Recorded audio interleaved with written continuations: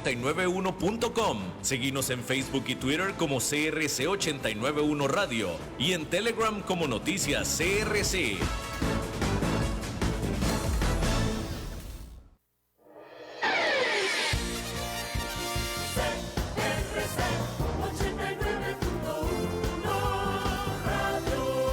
CRC 89.1 Radio y Cadena Radial Costarricense no se hacen responsables por las opiniones emitidas en este programa. Es tiempo de tender la red democrática y mostrar la Costa Rica del futuro hacia la cual debemos caminar. Con ustedes, Jonathan Prendas, aquí por CRC 89.1 Radio.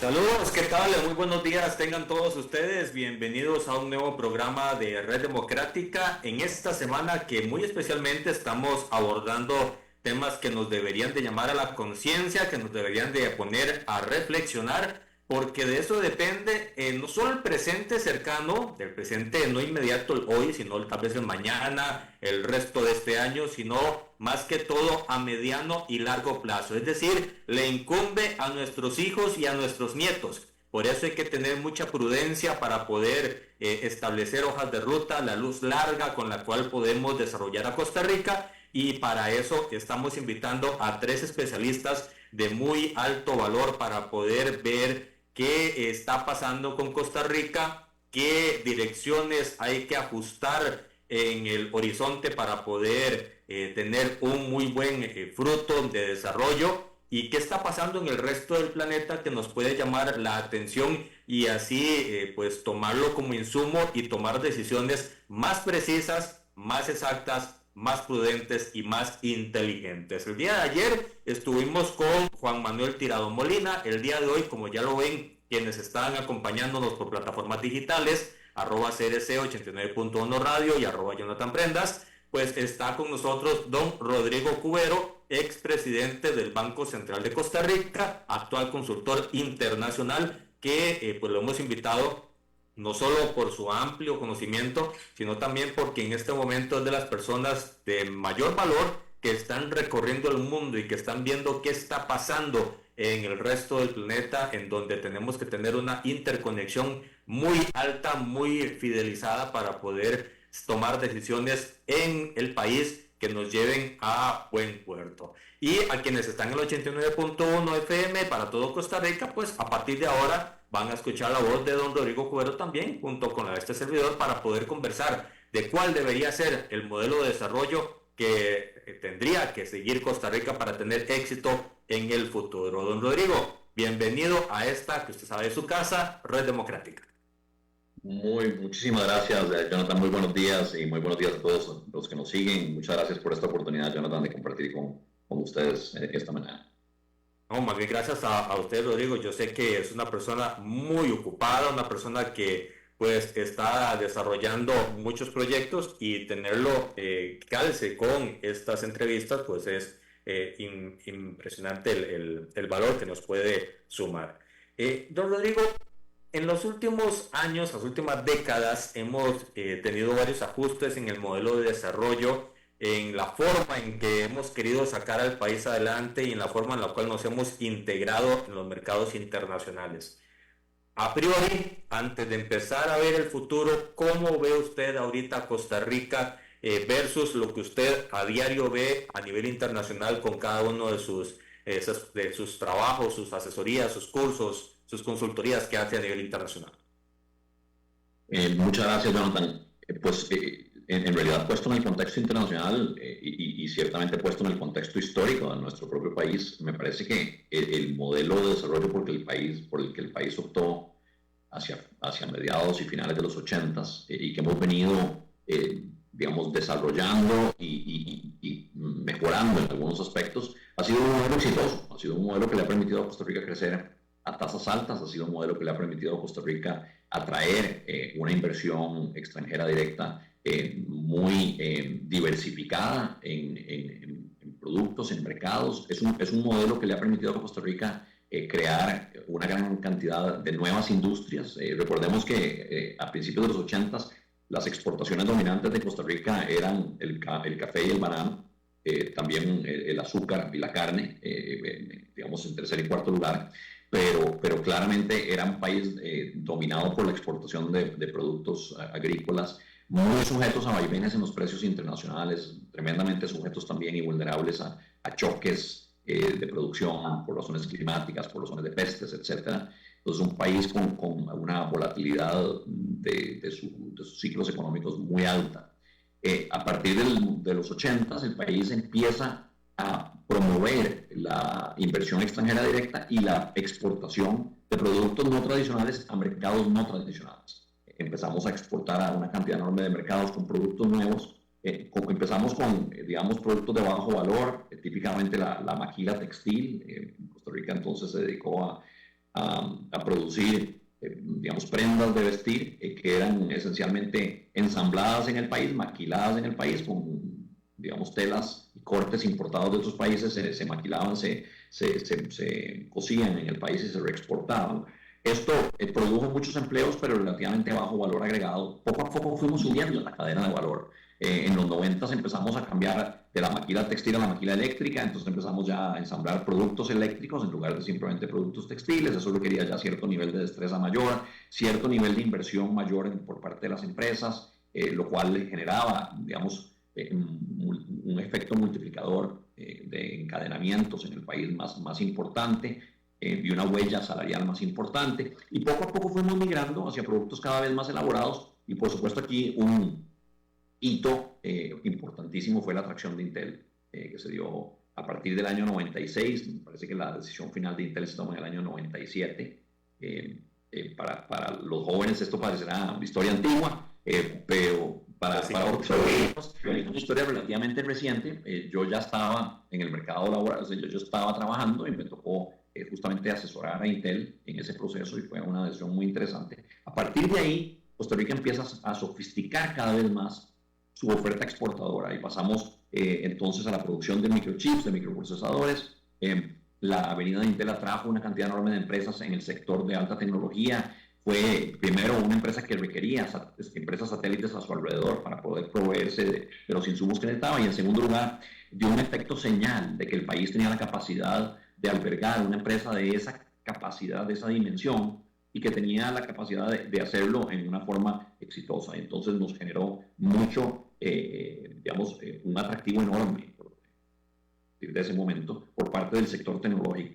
Y tuvimos poco a poco además la capacidad de identificar nichos adicionales donde Costa Rica podía ser muy exitoso, y entre esos surgió el nicho de dispositivos médicos, que así que es hoy en día el principal producto de exportación de nuestro país, y también el nicho de servicios a las empresas. Empezamos con los llamados call centers, servicios básicamente, empresas que le daban apoyo de servicio a los clientes, digamos, a sus propias empresas o a empresas o a otras empresas.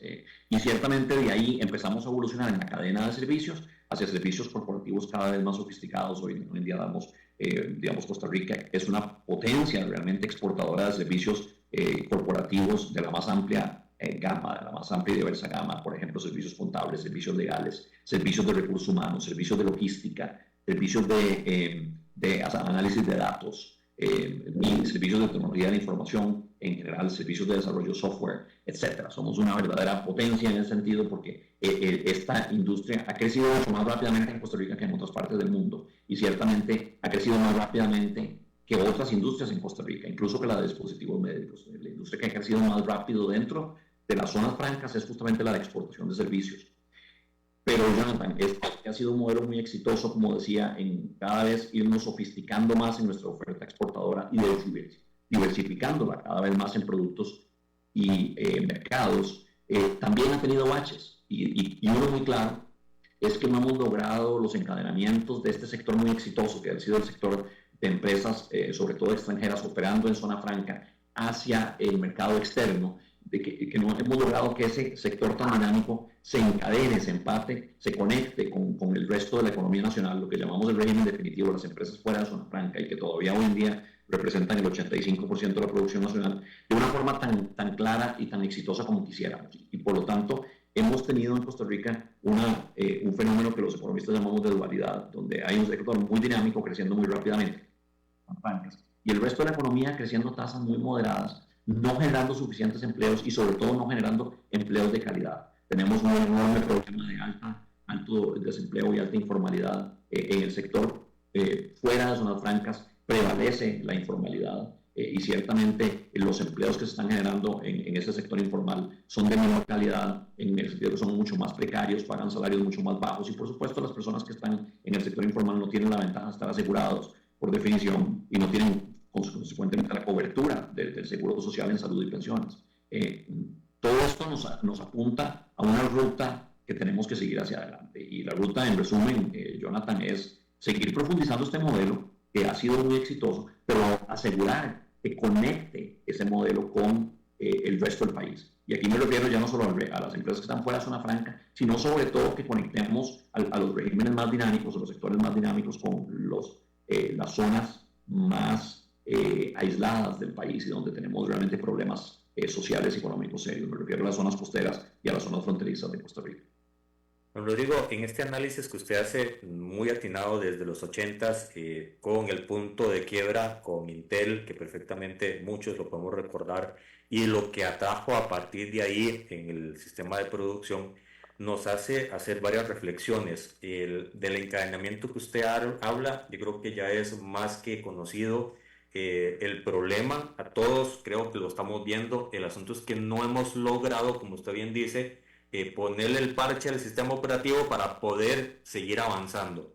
Entonces, la pregunta obligatoria es la siguiente: ¿cómo podemos hacer, pensando fuera de esta caja de herramientas tradicional que nos ha ido depurando desde los 80s hasta ahora, hacer dos cosas? Uno, profundizar de acuerdo al giro de negocio internacional, donde ya está inteligencia artificial, donde ya está la automatización, donde están las habilidades STEM, donde hay todo este conjunto de herramientas y de necesidades. ¿Cómo encadenamos la profundización de eso con el encadenamiento, es decir, la paralización de este modelo de desarrollo con todo el sector pues, primario que tiene Costa Rica y, como usted bien dice, pues varado al punto de tener casi 5.5 de 10 personas fuera de la fuerza laboral en este momento?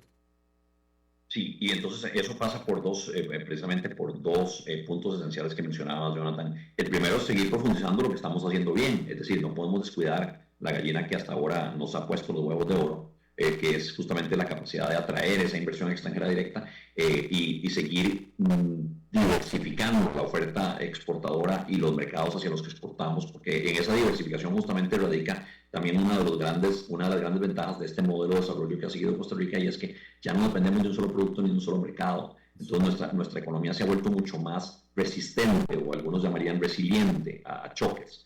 Si, por ejemplo, se cae el precio de los microchips, por cualquier razón, ya no dependemos solo de eso. La proporción de microchips en la exportación total ya es relativamente baja, porque también exportamos una cantidad enorme de otras cosas. Entonces, la diversificación nos da también seguridad y nos da resiliencia a choques. Entonces, digamos, seguir profundizando ese modelo es clave. ¿Y qué necesitamos para seguir profundizando ese modelo?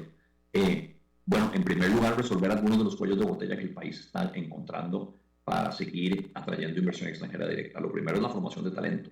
Justamente como mencionaba Jonathan, un tema central para la producción de cualquier tipo de producto, bien y servicio, hoy en día es la automatización. Entonces necesitamos personas con destrezas en tecnología, sin duda. Ojalá formadas en carreras STEM, las llamadas carreras STEM, es decir, carreras tecnológicas, ingenierías, matemáticas,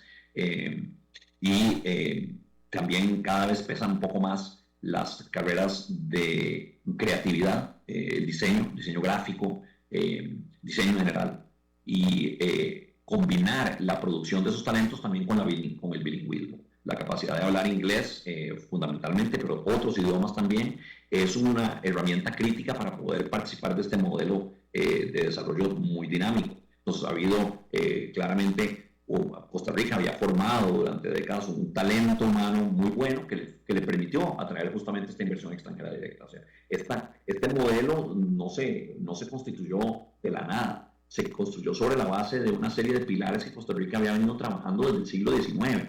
fundamentalmente el énfasis en educación pública, gratuita, ¿verdad? Que había formado una masa de personas con conocimientos razonablemente buenos, educación de buena calidad, un talento de personas con cierto nivel de bilingüismo o incluso trilingüismo, personas que tenían, tal vez no eran totalmente fluidas en el inglés, pero tenían un buen nivel de inglés que les permitían operar en ambientes laborales bilingües y ciertamente también un conocimiento de otros idiomas. Y habíamos generado, además de eso, fortalezas institucionales, un régimen democrático, un país de paz, de estabilidad, con condiciones de vida razonablemente buenas, un país tranquilo, con niveles de seguridad razonablemente altos también. Y todo eso sumó a una oferta, digamos, país tremendamente exitosa en la atracción de inversión extranjera directa. Pero hoy en día se nos están juntando algunos cuellos de botella importantes en todos estos temas, particularmente en el tema de la disponibilidad de talento. Ese es digamos, donde está apretando el zapato más en el corto plazo. Y ahí tenemos que resolver el problema en forma relativamente rápida. Es decir, necesitamos formar los talentos, las destrezas que estas empresas necesitan, y para eso ya no va a ser, me parece, suficiente estimular la formación de personas en carreras STEM a nivel universitario. Vamos a tener que formar estas destrezas en una forma mucho más rápida, posiblemente con asistencia de Lina y otras instituciones de educación vocacional técnica, para poder suplir esas destrezas en una forma mucho más rápida, en colaboración entre las empresas que las necesitan y las personas que proveerían esas destrezas a las empresas. Vamos a tener que hacer un modelo, justamente el modelo de educación dual. Jonathan, yo sé que estuviste muy encima y consciente de este proyecto durante su discusión legislativa en la administración pasada, y ciertamente ese modelo es muy importante. De educación dual hablamos cuando nos referimos al proceso de formación que simultáneamente hacen las empresas con sus empleados, pero que también le permite a las empresas enviar, o que las empresas permiten que sus empleados se eduquen formalmente en una institución de vocación, de naturaleza técnica vocacional como el INA. Entonces, formándolos en el trabajo y formándolos en un instituto de educación técnica vocacional simultáneamente. Esa es la educación dual que queremos y necesitamos explotar en una forma mucho más dinámica para poder suplir este cuello de botella, que es la escasez de talentos que están encontrando las empresas que se establecen en Costa Rica. Tenemos que resolver eso porque si no, no vienen. Y yo he dicho, y lo repito, me parece que como país tenemos que explorar también la posibilidad de ampliar, digamos, la migración de personas que tienen esos talentos. Porque aquí, digamos, ha habido cierto chauvinismo y xenofobia en relación con los inmigrantes, pero lo cierto del caso es que si una empresa se establece en Costa Rica y nosotros, para garantizar su establecimiento, digamos, tenemos que traer a unas cuantas personas de la India o de Bangladesh que hablan perfecto inglés para que suplan ese talento, pero le damos posibilidad de emplearse, no sé, a 100, 150 costarricenses. Eso sería una apuesta ganadora frente a no tener el talento clave, determinante para que esas empresas se establezcan, por ejemplo, el idioma inglés, y entonces por no emplear a esos 10 o 15 personas de la India o 50, perdemos la posibilidad de 150 o 200 empleos a costarricenses porque la empresa simplemente no se estableció. Entonces, en el corto plazo vamos a tener que pensar fuera de la caja, como decía Jonathan, incluyendo opciones de esta naturaleza.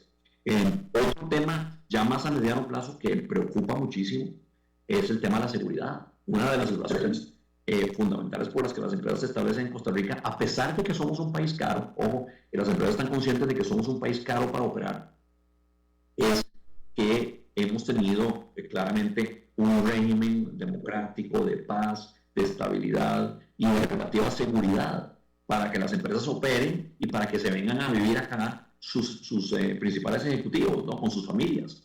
Escogen venir a Costa Rica porque es un país donde es agradable vivir. Pero si eso cambia, si esa ecuación se altera porque perdemos la credibilidad democrática, la fortaleza de las instituciones democráticas, o perdemos ese régimen de paz y tranquilidad porque incrementa significativamente el crimen, como estamos viendo, digamos, en la multiplicación de la tasa de homicidios en Costa Rica, esto puede realmente complicar significativamente la atracción de inversión extranjera directa para Costa Rica. Entonces, tenemos que trabajar en estos temas para seguir atrayendo lo que nos ha generado riqueza. Y luego tenemos que trabajar en establecer el puente entre ese régimen dinámico y el resto del país, que como bien decías, sabemos que eso tenemos que hacerlo, pero es más fácil decirlo que hacerlo, ¿no? Y la pregunta, decías, Jonathan, es qué tenemos que hacer para para eso. Entonces, si querés, en el siguiente bloque me refiero más a este segundo tema, que es cómo establecemos ese puente de encadenamiento, de conexión, de relaciones entre el sector dinámico de zonas francas y el resto del país. Totalmente de acuerdo, don Rodrigo, con todo lo que estás diciendo, y ese puente me interesa mucho porque llevamos años tratando de descubrir el agua tibia cuando las acciones tienen que ser muy puntuales. Tengo total certeza de que tendrá claridad para poder establecerlo, no solo por la experiencia de la data que tuviste acceso en el Banco Central durante tu gestión, sino también por el análisis permanente que haces de los diferentes indicadores. A eso quisiera sumarle un detalle particular, y es que las transnacionales, los que vienen a zonas francas, tienen la necesidad muy estricta de venir a un país con seguridad jurídica, y esa seguridad jurídica no se puede poner entredicho con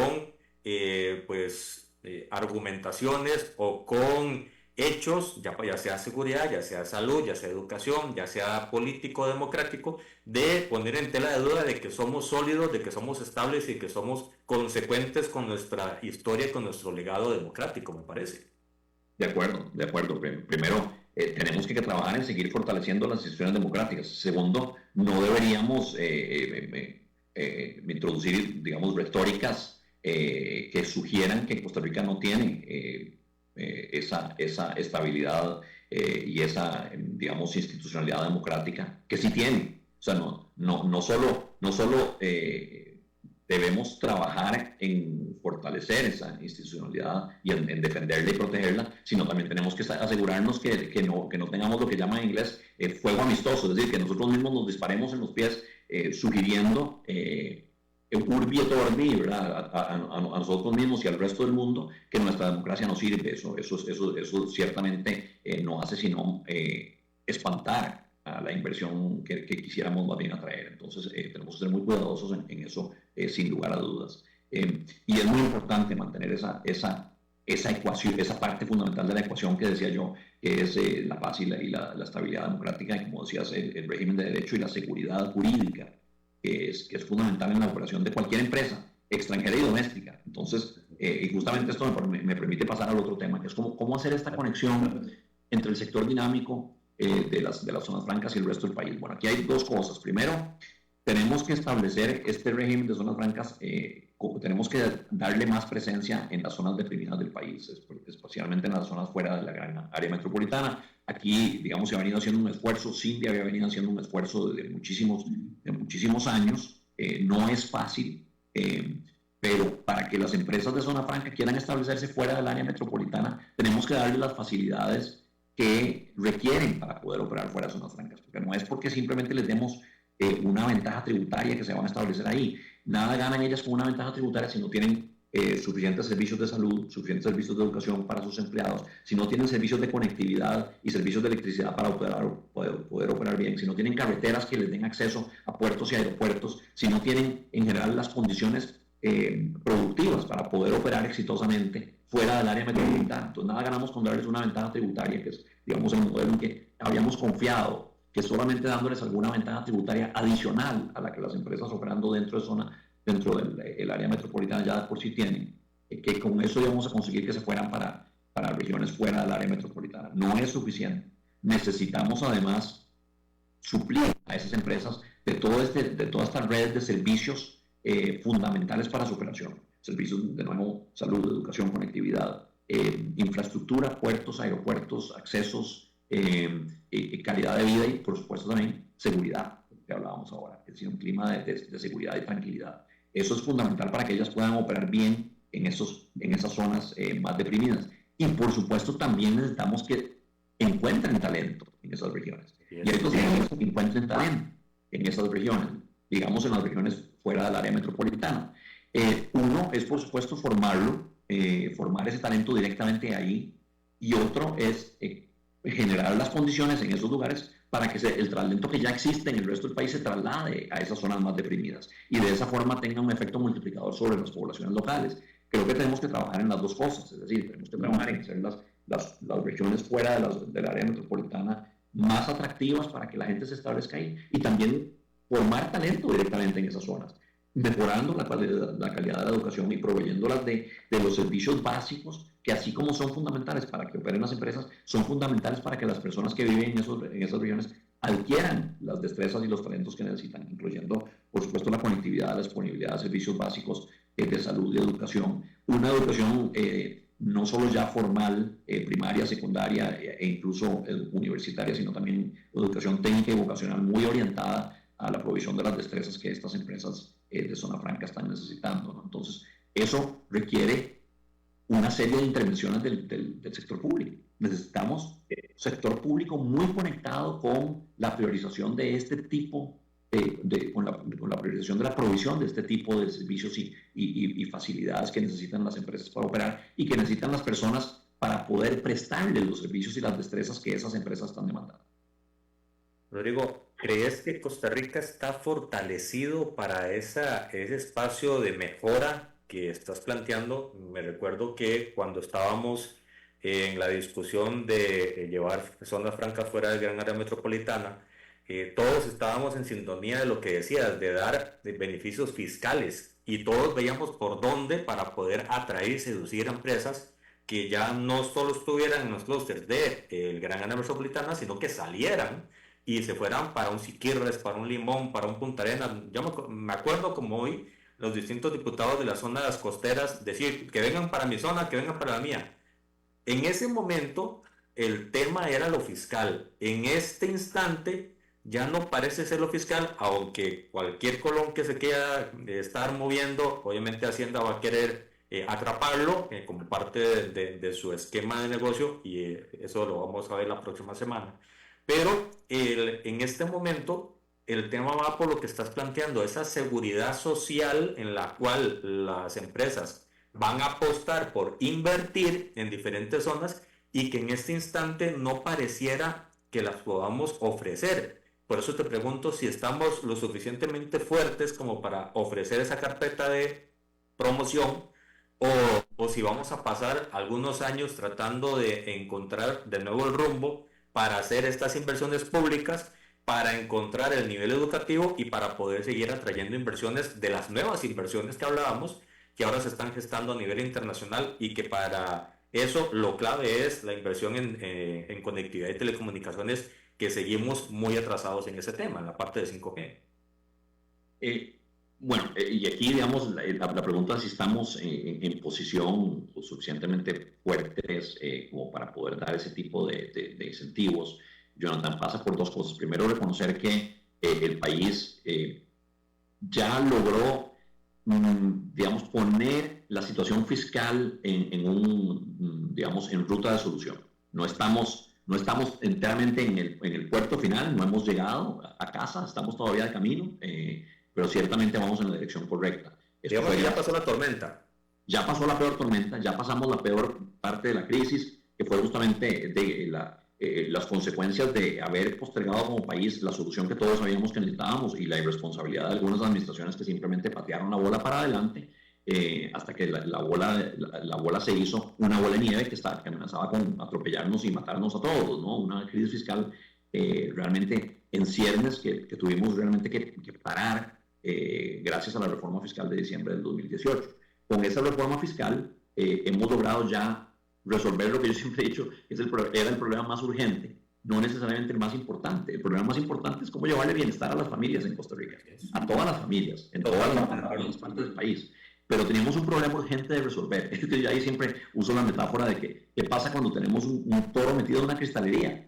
Primero hay que sacar el toro de la cristalería, luego ver a ver cómo resolvemos el problema de juntar los cristales rotos. Pero si no sacamos al toro de la cristalería, lo que vamos a seguir haciendo es generando destrucción. Y eso es lo que estaba pasando con el déficit fiscal. Nos estaba generando una destrucción de empleos, de inversión. La gente estaba con tal nivel de angustia e incertidumbre sobre lo que iba a pasar con la situación fiscal, que no estaban invirtiendo. Las encuestas de los empresarios claramente decían que una de las razones por las que las empresas no estaban invirtiendo ni generando empleos en Costa Rica, en esos años críticos, ya cuando la situación fiscal había llegado a temperaturas de incendio, que fueron 2017 y 2018, las empresas decían que no invertían precisamente por la incertidumbre fiscal. Entonces, resolver eso era una condición necesaria. para empezar a entrarle ya de lleno a los problemas realmente importantes. Ese era un problema urgente, pero lo importante es cómo generar crecimiento económico y un crecimiento económico que esté mejor distribuido en el territorio nacional y que esté mejor distribuido en términos de todos los hogares del país. Entonces, me parece que ya tenemos una situación fiscal que nos da un poquito más de tranquilidad, que nos da un poquito más de fortaleza. Sin embargo, todavía no tenemos el espacio fiscal para que el gobierno aumente considerablemente el gasto público. Y estamos todavía y tenemos que seguir por algunos años sujetos a una regla fiscal relativamente restrictiva, que es la condición necesaria para seguir bajando el gasto público que se había salido de control como porcentaje del tamaño de la economía. Pero dentro de ese techo relativamente bajo, vamos a tener que encontrar como país cómo reasignar el gasto hacia donde realmente urge. Ahí estamos hablando de infraestructura, es decir, inversión pública en infraestructura crítica y el gasto social. O sea que ahí sí definitivamente vamos a tener que hacer eso.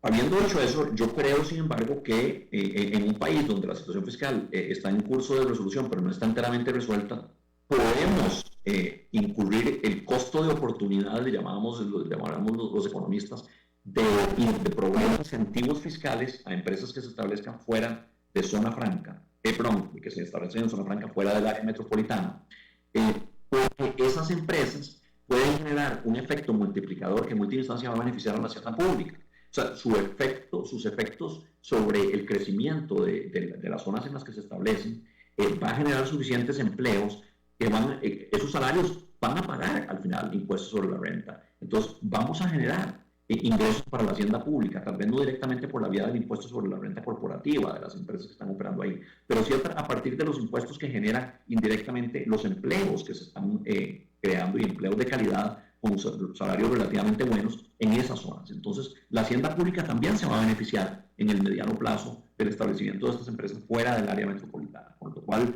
yo creo que proveer incentivos fiscales es una herramienta efectiva para tratar de dar un empujoncito adicional a estas empresas.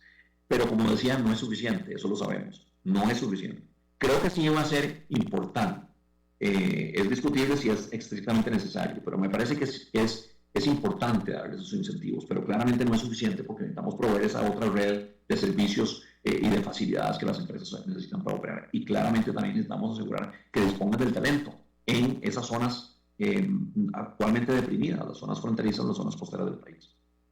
Y pensando igual fuera de la caja, Rodrigo, viendo el panorama actual de falta de dinero para poder invertir todavía por la regla fiscal, que en algún momento sí vamos a tener como país, como sector de toma de decisiones, discutir si estamos con el adecuado enfoque de la regla fiscal o si hay que pues flexibilizarla un poco en función de empezar a echar para adelante el motor de inversión pública.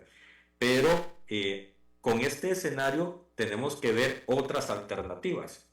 Es el momento para que al modelo de desarrollo se le integre activamente una alianza público-privada.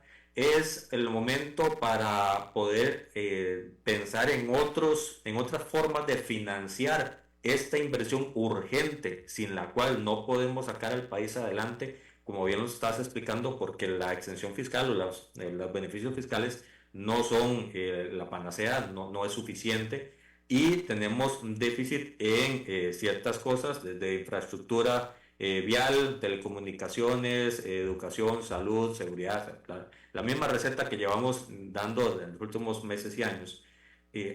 Necesitamos dinero para poder hacerlo, el gobierno no lo tiene. ¿Cómo podemos hacer para repensar la manera en la cual entre todos podemos sacar adelante de una forma legal, de una actual de la infraestructura física que tenemos en el país? Me refiero a las carreteras, puertos, puentes, aeropuertos, y lo que necesitamos realmente para poder salir adelante. La distancia es tal que vamos a necesitar, sin lugar a dudas, de instrumentos adicionales como es el de las alianzas público-privadas, que en Costa Rica, digamos, están cobijadas bajo el manto de la ley de concesiones. Pero el modelo de concesiones en Costa Rica primero ha sido satanizado injustamente. Digamos, hay cierto antagonismo ideológico contra la concesión de la construcción y la operación de obras y servicios públicos en el país. Pero además pasa por un proceso, primero engorroso y segundo que tiene relativamente baja capacidad de resolución. Y en particular, ahí tenemos un cuello de botella muy importante que es el Consejo Nacional de Concesiones. Las concesiones pasan fundamentalmente por ahí. Y el Consejo Nacional de Concesiones necesita mucho fortalecimiento en su capacidad humana. Y por eso me parece que va a ser clave que los organismos multilaterales nos den apoyo como país en el fortalecimiento de la capacidad de gestión y la capacidad de análisis que tiene el Consejo Nacional de Concesiones. Vamos a necesitar mucho apoyo en recurso humano para el Consejo Nacional de Concesiones. Y justamente me ha alegrado ver que como parte de los pilares estratégicos del plan estratégico de desarrollo que el BID está proponiendo, el Banco Interamericano de Desarrollo para el país en los próximos años, incluyeron justamente el tema de las alianzas público-privadas y la provisión de apoyo, ya no solo financiero, sino sobre todo de asistencia técnica en formación de recurso humano al Consejo Nacional de Concesiones. Esto va a ser clave para destrabar una parte del engranaje que se nos quedó pegada, que se nos quedó ahí atascada, y que no ha permitido que el país despegue en materia de concesiones. Hay países en América Latina como Chile que han tenido tremendo éxito en el uso de la figura de concesiones para poder desarrollar infraestructura. Uno circula por las carreteras de Chile, son maravillosas, en primer lugar, tanto dentro de las ciudades, sobre todo en Santiago, como fuera, digamos, en carreteras que conectan ciudades, y son carreteras que básicamente son privadas,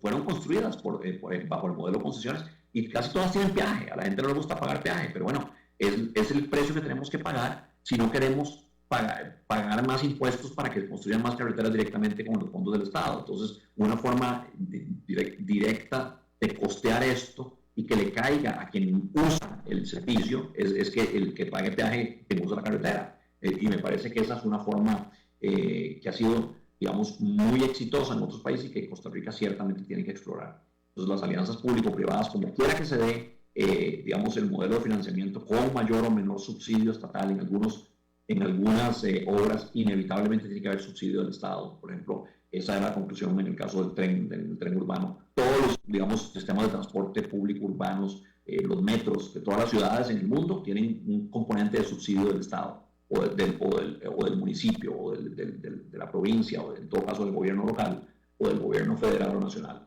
Pero es casi imposible operar un sistema de transporte público urbano sin algún nivel de subsidio porque se vuelve incosteable. Pero ciertamente el modelo de financiamiento tiene que pasar porque haya un aporte importante de los privados, dadas las restricciones fiscales que tenemos. Y ahí sí, justamente las alianzas público-privadas van a ser esenciales. Y necesitamos desentrabar esa maquinaria para todo tipo de concesiones, en todo tipo de obras, ya no solo carreteras. He estado hablando de carreteras y puentes, pero también de verdad que necesitamos fortalecer muchísimo los puertos de Costa Rica, que son una traba hoy en día. Necesitamos fortalecer muchísimo desarrollar más aeropuertos regionales, ya no solo el internacional o los 2 internacionales que tenemos. De manera que tenemos que ir de la mano de las alianzas público-privadas para lograr eso, desentrabar ese proceso. 2 herramientas adicionales, Rodrigo, que te las pongo y ya lo hemos conversado en otros momentos. Uno es el fortalecimiento del músculo de inversión de los gobiernos locales para que tomen control de su perímetro territorial y puedan desarrollarlo como tal. Y la otra es, en ambas, tanto nacional como local, la titularización de los recursos, de los impuestos que puedan tener fijos, ya estables, parte de esos ingresos, titularizarlos a futuro, traer los dineros a presente e invertir más rápido para poder echar a andar la máquina del desarrollo de una manera más eficiente. Eso es totalmente de acuerdo, Jonathan. Son 2 cosas que están claramente relacionadas porque justamente necesitamos que los gobiernos locales tomen un papel muy activo en el desarrollo en la provisión de los servicios que son clave en sus comunidades, ¿no? Entonces, necesitamos municipalidades empoderadas, con gobiernos capaces de proveer esos servicios básicos que las empresas están demandando y que las personas necesitan en términos de la formación de su capital humano, salud y educación claramente, pero también conectividad y todas las otras facilidades de las que hemos venido conversando. Pero en segundo lugar, para poder financiar la provisión por parte de los municipios de ese tipo de servicios y facilidades, sería muy importante que esas municipalidades puedan usar la figura de titularización de sus ingresos futuros, porque claramente al desarrollarse esas comunidades, las empresas y las personas que están ahí van a tener mayor capacidad de pagar impuestos territoriales, se van a establecer más casas, las casas posiblemente empiecen a mejorar, digamos, en términos de su valor. Va a haber aquí un círculo virtuoso en ese sentido, el círculo virtuoso del desarrollo, llegan más empresas, emplea más gente, hay más salarios circundando en la comunidad, las personas compran casas cada vez más caras, alcanzan los umbrales de pago de impuestos territoriales, las municipalidades reciben más recursos y con eso pueden proveer mejores servicios, pero para no poner la carreta delante de los bueyes, sino poder permitir que los bueyes jalen esa carreta y la jalen rápida y efectivamente, financiar a los municipios a partir de la titularización de los ingresos esperados a futuro como consecuencia de estas inversiones va a ser un mecanismo fundamental. Entonces, sin duda, Jonathan, creo que ahí apuntas a dos factores, digamos, a dos instrumentos también muy importantes. Me parece que hay otras cosas a nivel país que es importantísimo también atender. Y aquí estamos hablando ya no solo de cómo conectar, digamos, a las empresas de Zona Franca con las regiones fuera del área metropolitana, sino también cómo desarrollar el régimen definitivo conectado no con las zonas francas, cómo desarrollar las empresas fuera de zonas francas. Y para eso necesitamos todo esto que hemos hablado, pero además necesitamos enfatizar otras cosas que son absolutamente esenciales. Bajar el costo de la tarifa eléctrica. Costa Rica tiene una electricidad cara. Necesitamos, en ese sentido, eliminar todas las taras ideológicas que han impedido que en el país se permita la generación privada de electricidad. Es una barbaridad. Hay que abrir la ley 7200, hay que permitir la generación privada e incluso si tenemos superávit la exportación de electricidad. Es por una serie de trabas ideológicas que nos enfrentamos hoy a una situación absolutamente inaceptable de riesgo de caer en escasez de generación eléctrica, cuando más bien debimos haber estado en una situación de superávit.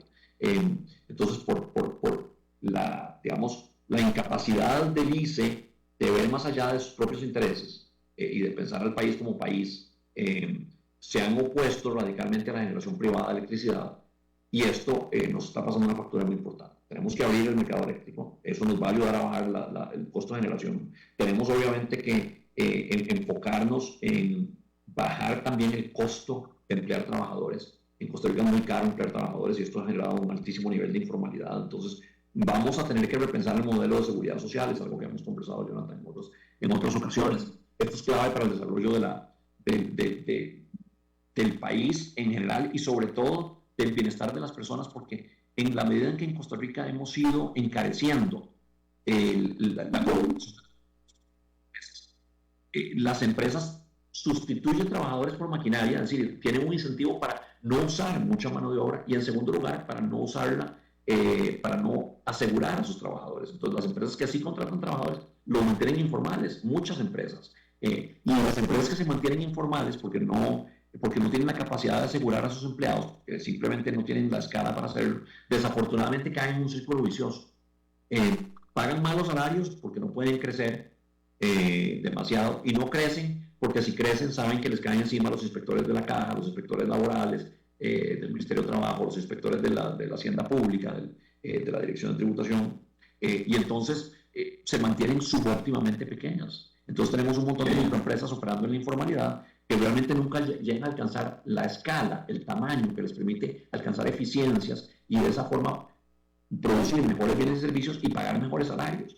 Tenemos que romper esa trampa reduciendo el costo de la formalidad. En este momento formalizarse es muy costoso para las empresas. Entonces tenemos que generar el régimen tributario y sobre todo el régimen de cargas sociales que permita que las empresas se formalicen y de esa forma crezcan para poder pagar mejores salarios y emplear más gente en cualquier parte del país, dentro y fuera del área metropolitana. Esto va a ser absolutamente fundamental. También necesitamos bajar la carga regulatoria, es parte de esa ruta del desarrollo. Costa Rica tiene, trámites tremendamente engorrosos. Esto se ha venido tratando de hacer desde hace varios gobiernos. Me parece que, y ha seguido en esta administración, me parece que hay que seguir en ese esfuerzo de bajar, los trámites que hay que hacer, permisos, licencias, la cantidad de trámites que hay que hacer para establecer y operar un negocio exitosamente en el país y el costo de esas regulaciones. Entonces tenemos que seguir trabajando en esa ruta. Tenemos también que, como parte del proceso de reducción de los costos de operación de los negocios, digitalizar más al gobierno. O sea, permitiría virtualmente con el gobierno, no tener que ir a las oficinas directamente, sino operar virtualmente. El gobierno digital es clave para poder reducir los costos de transacción de las personas. Todas estas son piezas fundamentales del engranaje hacia el desarrollo, Jonathan. Pero si yo tuviera que enfatizar una, yo diría la educación, porque aquí es donde estamos fallando como país. Realmente me preocupa muchísimo lo que estamos viendo con la calidad de la educación y ese apagón educativo que tuvimos. Las consecuencias ya están tocando nuestras puertas. Ya hemos visto cómo Costa Rica ha caído sistemáticamente en las pruebas PISA, que son pruebas internacionales que miden en forma relativamente estandarizada digamos, el nivel de conocimientos y destrezas que tienen los estudiantes a cierto nivel de educación primaria y secundaria, en lenguaje y en capacidad de lectura y en matemáticas. Y lo que hemos visto es que en estas pruebas Costa Rica va sistemáticamente perdiendo terreno. Estamos todavía, digamos, en una posición razonablemente buena en comparación con otros países de América Latina, pero somos uno de los países que pierde posiciones más rápido. Y esto es muy desafortunado, porque lo que nos está diciendo es que realmente la calidad de la educación se ha deteriorado muy significativamente. Este es un problema, es una emergencia nacional, tenemos que atenderlo. No podemos seguir apostándole como país a un modelo de desarrollo que depende enteramente de la generación de talentos, cuando no estamos generando esos talentos. Entonces, este sí que va a ser un problema que va más allá meramente de lo económico. O sea, las personas, y esto, Jonathan, que mencionabas también, qué está pasando en el resto del mundo. Lo que nos queda claro de los modelos de desarrollo que otros países han seguido exitosamente es que cada vez más tenemos que formar a las personas con capacidad de pensamiento crítico, con razonamiento crítico. Es decir, tenemos que enseñarles a pensar, porque lo que nos enseñan las universidades se vuelve obsoleto cada vez más rápidamente. Entonces necesitamos, y lo que nos enseñan en la escuela y en el colegio se vuelve obsoleto muy rápidamente. Las personas tenemos que estar en capacidad de estarnos reentrenando continuamente, y para eso necesitamos saber cómo pensar críticamente. Entonces, enseñarle a pensar a las personas críticamente, el razonamiento crítico es fundamental, y eso se enseña desde los primeros pasos, se enseña desde la educación preescolar, y claramente hay que seguirlo fortaleciendo con la educación primaria y la educación secundaria, y luego a nivel universitario, para universitario, educación vocacional. De manera que es muy importante que nosotros resolvamos esto como una especie de emergencia nacional, el tema de la educación. Y en segundo lugar, me preocupa mucho lo que está pasando con la seguridad, porque aquí de nuevo va mucho más allá de un tema meramente económico, es un tema de calidad de vida. En última instancia, el bienestar de los ciudadanos depende de que tengan suficientes conocimientos para poder aprovechar de mejor manera las oportunidades que la vida y el progreso les dan, pero también que tengan la capacidad de vivir un ambiente tranquilo, saludable, y que tengan, digamos, razonable expectativa de que su propiedad y su propia vida no van a estar sujetos a riesgos permanentemente. Entonces aquí yo sí quisiera hacer una apelación a las autoridades a que reenfoquemos, digamos, las prioridades en todos estos temas, y con urgencia en el tema de la educación y el tema de la seguridad.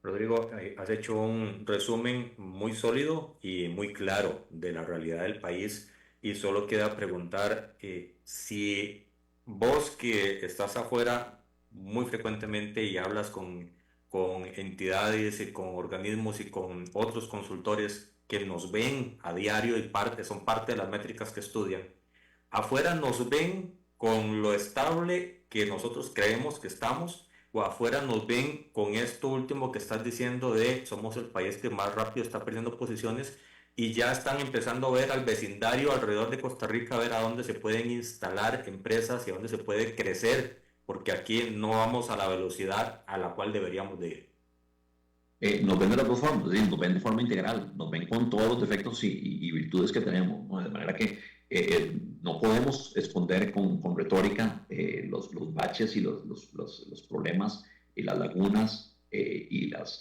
brechas sociales y educativas y de conectividad y territoriales que el país tiene. O sea, esto no lo podemos simplemente patear debajo de la alfombra y pretender que no existe. Nos están viendo tal cual somos. Claramente nos perciben como un país que ha sido exitoso en muchos campos. Nos perciben como un país que en el concierto de las naciones se ha caracterizado por su institucionalidad democrática. Somos uno de los 20 países considerados como democracias sólidas, por un conocida y reputada, que es el Economist Intelligence Unit. Tenemos un reconocimiento también como un país defensor de los derechos humanos. Y tenemos además el reconocimiento de haber sido un país que desde los 70s puso un empeño deliberado de sus políticas públicas en el enverdecimiento del país, la reforestación, la protección y conservación de la naturaleza, de los recursos naturales. Somos un país con una imagen verde, ¿no? Y tenemos en ese sentido muy buena reputación. Nos ven internacionalmente como un país atractivo, un país interesante, un país precioso además para visitar. Todo el mundo, cuando uno viaja, le dice, ay, yo quiero ir a Costa Rica, mi sueño es ir a Costa Rica, o ya fui, me encantó y quiero volver. Y ahora le digo a todo el mundo que tiene que ir a Costa Rica. Entonces, digamos, tenemos esa imagen de país atractivo, país amigable, el país pura vida. Ciertamente tenemos una imagen positiva y una buena reputación en el mundo, pero quienes están interesados en venir más allá del turismo se fijan en cosas muy detalladas. O sea, las empresas que están queriendo venir al país o los inversionistas que quieren poner plata en el país se fijan en la calidad de las instituciones, ya no solo desde el punto de vista de si hay, digamos, cierto nivel de seguridad en el corto plazo, es cuál es digamos, la tranquilidad y la certidumbre que tienen respecto al mantenimiento del Estado de Derecho hacia futuro. ¿Cuál es la claridad de metas que se tiene en relación con estos temas clave como la formación de talentos y digamos, el tema de la calidad de la educación? ¿Cuál es el nivel de formación de capital humano también en salud que se tiene hacia adelante? La calidad de la infraestructura, la calidad en general de la conectividad y, por supuesto, la estabilidad macroeconómica, incluyendo la fiscal. Entonces, nos ven con lupa en todo esto. Nos ven con absoluta lupa. Los inversionistas financieros se enfocan mucho en la parte fiscal, porque esa es la parte fundamental. Normalmente lo que están comprando son títulos de deuda del gobierno. Entonces, se enfocan muchísimo en la parte fiscal, la sostenibilidad fiscal y la estabilidad macroeconómica del país, pero también ven el tema de calidad institucional, la calidad de la democracia y el crecimiento económico. Los inversionistas que quieren establecerse en el país, me refiero a la inversión extranjera directa, nos ven en todos esos segmentos y todos los demás, nos ven en su integralidad. De manera que nosotros tenemos que estar muy conscientes de que los defectos y los problemas que tenemos son problemas que también son visibles al resto del mundo y tenemos que resolverlos por un deber de responsabilidad con nosotros mismos, no para satisfacer las necesidades de los extranjeros, pero ciertamente por un deber de responsabilidad con nosotros mismos y sobre todo, como decías al inicio, Jonathan, con nuestros hijos y nuestros nietos. Es para asegurar que tengamos un país cada vez mejor, en un país que más bien se va a hundir y que desafortunadamente va a desaprovechar todas las herencias, el legado tan maravilloso que nos dejaron nuestros propios abuelos. Un país de paz y democracia, con instituciones enfocadas en proveer salud y educación. Eso tenemos que garantizar, no solo que no se revierta, sino más bien que sigamos construyendo a partir de ahí, que sigamos fortaleciéndolo. Es una obligación, una responsabilidad cívica con nosotros mismos y con nuestros hijos y nietos. Rodrigo, muchísimas gracias por todos los aportes y por la lectura que has hecho del país. Muchísimas gracias, Jonathan, por la oportunidad. Ha sido un placer una vez más conversar con vos y un saludo a la audiencia. Igualmente esperamos pronto volverte a tener por acá y a todos ustedes que nuevamente nos han premiado con su audiencia, pues gracias. Mañana vamos a tener la tercera entrega de cuál es el modelo de desarrollo que deberíamos de tener como país. Ya hemos escuchado a 2 expertos, falta uno, no se lo pierdan porque entre todos podemos sacar el país adelante. Hasta mañana, si Dios así lo permite.